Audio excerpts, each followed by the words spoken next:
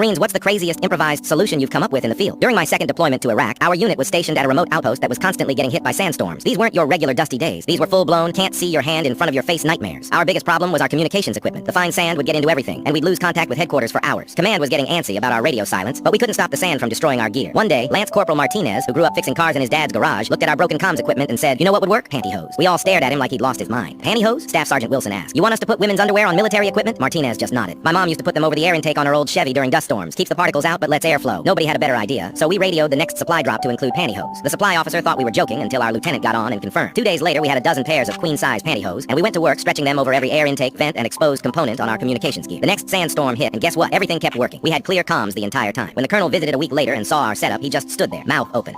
"Are those?" "Yes, sir," our staff sergeant replied. "Standard issue tactical filtration devices." The colonel shook his head, laughed, and said, "I don't want to know where you got them, but I want this solution implemented across all forward operating bases by next week." Sometimes in the Corps, the craziest ideas are the ones that